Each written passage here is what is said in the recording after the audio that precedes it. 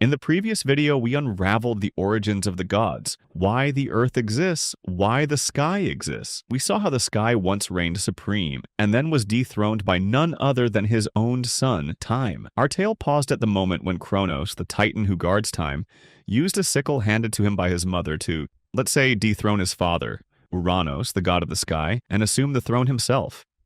This epoch, known as the Golden Age, was a time of unblemished peace and prosperity. Mother Earth, Gaia, graciously bestowed bountiful harvests. Humans lived in contentment, free from sorrow or affliction.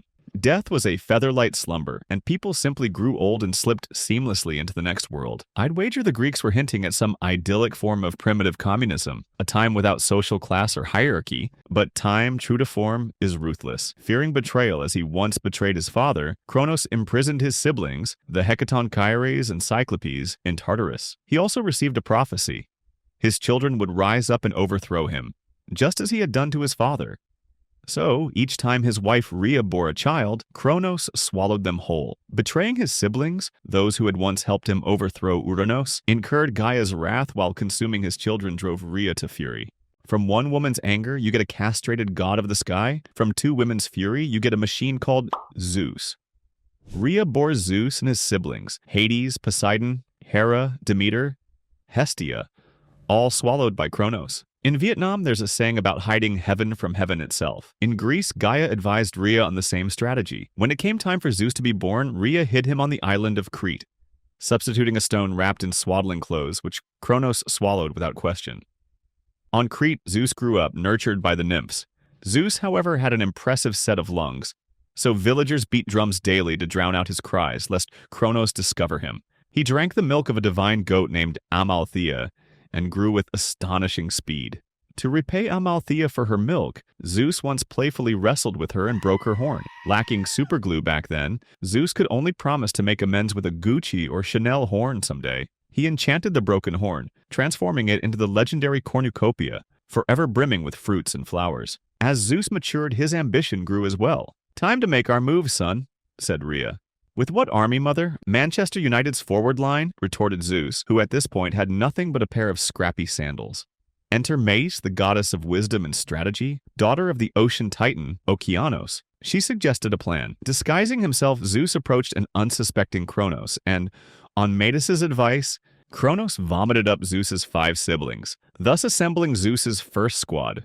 According to another version, Metis gave Zeus a magical herb, which he slipped to Cronos, causing him to vomit up the gods. This act of liberation was seen as a rebirth for Zeus's siblings, and with this new hierarchy, Zeus became the eldest. But even with his siblings beside him, they were hardly a match for Cronos and his infamous sickle. So Zeus freed the Hecatonchires and Cyclopes from Tartarus, gaining powerful allies. Out of gratitude, the Cyclopes crafted legendary weapons for the 3 brothers. The thunderbolt for Zeus, capable of summoning storms and lightning, the trident for Poseidon, master of the seas, and an invisibility helmet for Hades. For reasons unknown, here's a fun fact. The Cyclopes who forged these weapons were named Arges, Brontes, and Sterobes, lightning, thunder, and thunderbolt. And yet I still can't quite see why Hades needed that invisibility helmet. Thus armed, Zeus and his brothers prepared for battle against their father and his allies. The forces assembled like 2 football teams, each with a full lineup and substitutes on the bench. The young gods' lineup included Zeus, Hades, Poseidon, and Titans,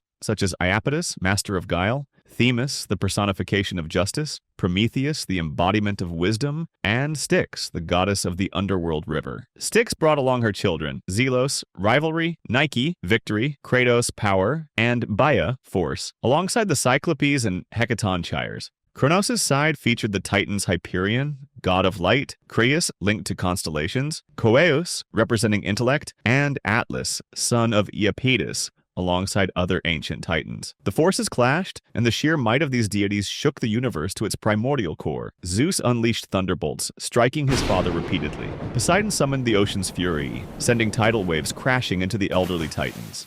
Hades was somewhere with that invisible helmet. The Hecatonchires, with their 100 hands, fought like an army of Muhammad Alis. The Titans fought back.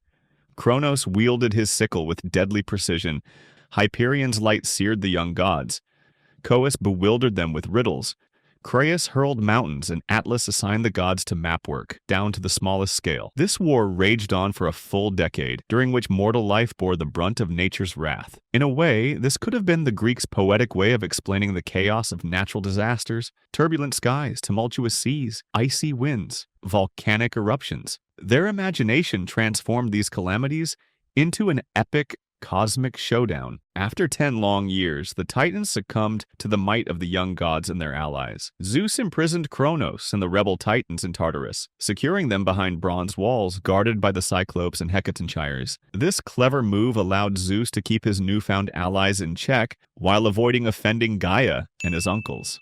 Only Atlas escaped imprisonment. Though he wasn't spared, he was sentenced to bear the weight of the heavens, and thus concluded the first comparatively manageable war waged by the Olympian powerhouse, paving the way for Zeus's fledgling reign and setting the stage for even mightier struggles to come.